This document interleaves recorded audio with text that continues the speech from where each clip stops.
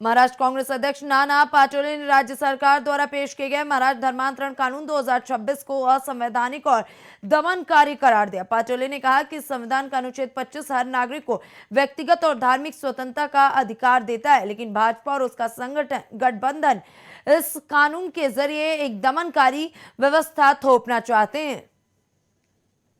जितेंद्र आव्हाड ने क्या बोला, उसके ऊपर माननीय विधानसभा अध्यक्ष ने क्या निर्णय दिया, वो इशू वहां पे क्लोज हो गया। राज्य के तत्कालीन राज्यपाल केशव भगत सिंह कोश्यारी, इनने जब छत्रपति शिवाजी महाराज और सावित्रीबाई फुले का अपमान किया, उस समय में यही लोग क्यों चुप बैठे थे जो कल चिल्ला रहे थे। जिस तरह से संवैधानिक पदों पे बैठने वाले लोग जो बीजेपी की मान्यता वाले हैं, तो क्या वो वॉशिंग मशीन में धोए जाते हैं?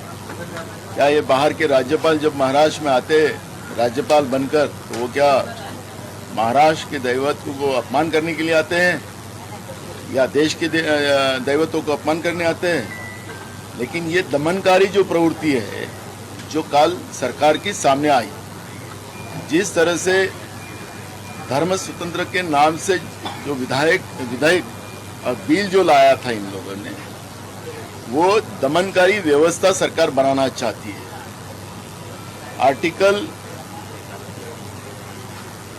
25 के आधार पर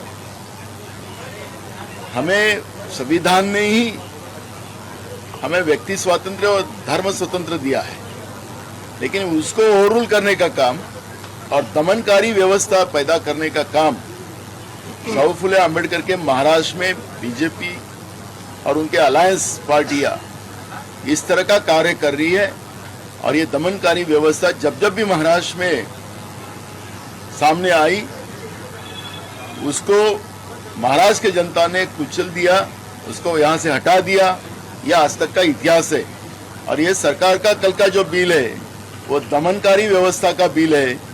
और इसलिए हमने उनको कहा था, इसमें 2-3 जो क्लॉज डाले गए हैं, उसके लिए ये संयुक्त विधिमंडल के कमेटी की तरफ भेजे जाए और उसके आधार पर इस पे क्लियरेंस हो, ये हमारी डिमांड थी। लेकिन सरकार ने महाराष्ट्र में एक दमनकारी व्यवस्था बनाने का निर्णय लिया है, उसका हम विरोध करते हैं।